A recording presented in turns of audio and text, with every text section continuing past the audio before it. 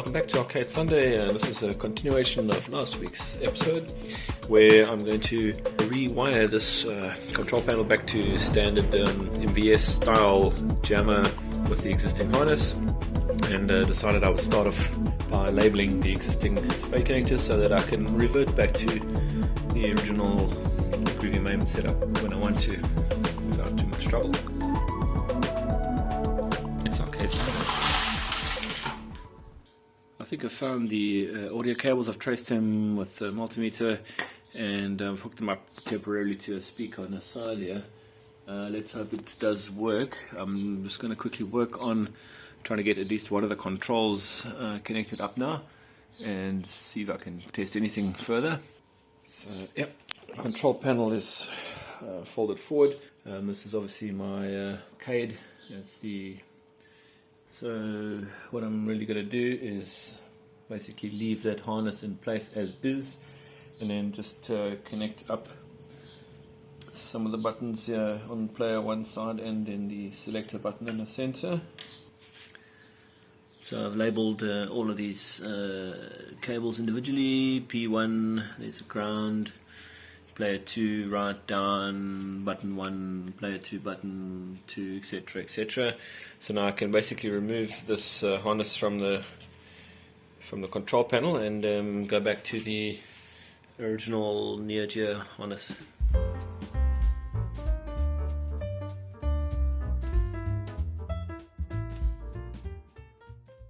Okay, fully assembled. I had to do a bit of wire cutting and added a new little lug over here, but otherwise, yeah, it's all basically the way it was from when it left the UK factory.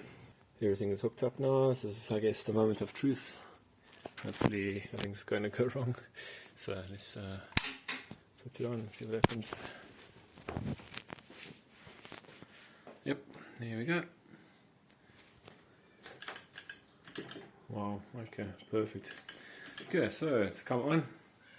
I need to obviously change the orientation of the monitor and adjust the colors out a bit.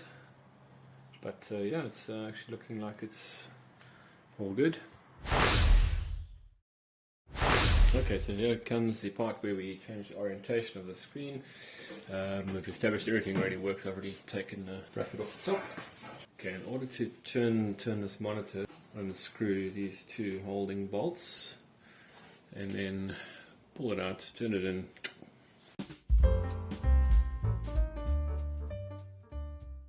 Okay, now that the monitor is all orientated correctly, we're going to go down to near the back of the machine here, and we're going to put on test mode. It's dip switch 1 to the on position.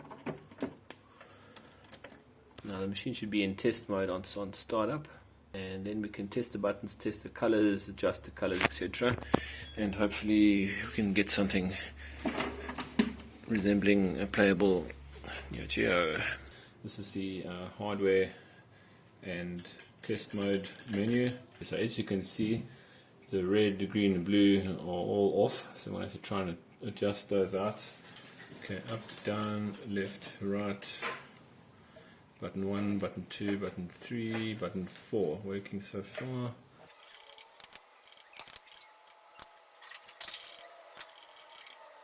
So as is always the case with CRT monitors, it always takes a while to dial them in. The connection pins from the degauss coil seem to be just cold solder.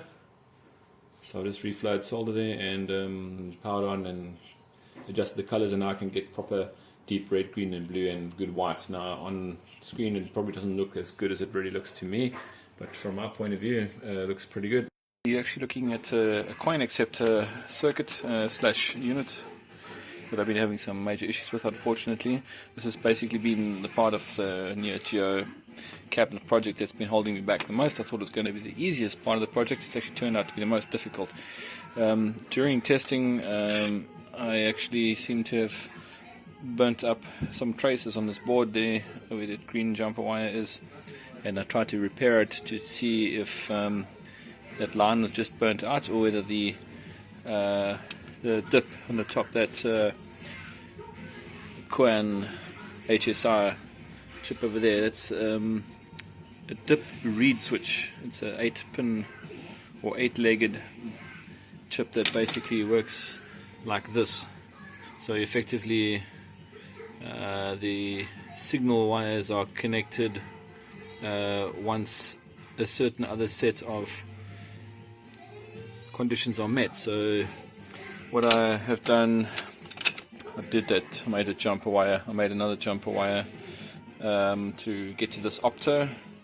What happens is very interesting. This opto fits into the little hole there, and then on the other side there's a opto receiver over there, and then as the coin falls through, it basically says, oh, okay, a coin firstly matches the coin that's in here, and once that check is done, which it passes, the coin and falls through this chute to the bottom here, and then when it gets through the opto, falls out here and reads 1 credit. The problem I'm having is that once this board is actually assembled and in the cabinet, what happens is that there's a continuous connection between this line that should only remain open once a coin falls through. So these two are fused together, 13 and 9 in theory. In other words, that chip is totally fried in my mind. I'm going to remove it from the board anyway and test it by itself, but via wire test definitely shows a completely fused circuit. I did smell a terrible smell coming from there, so unfortunately that chip is gone. However, a new one is quite inexpensive to purchase. I just want to make 100% sure that it is that and not something else.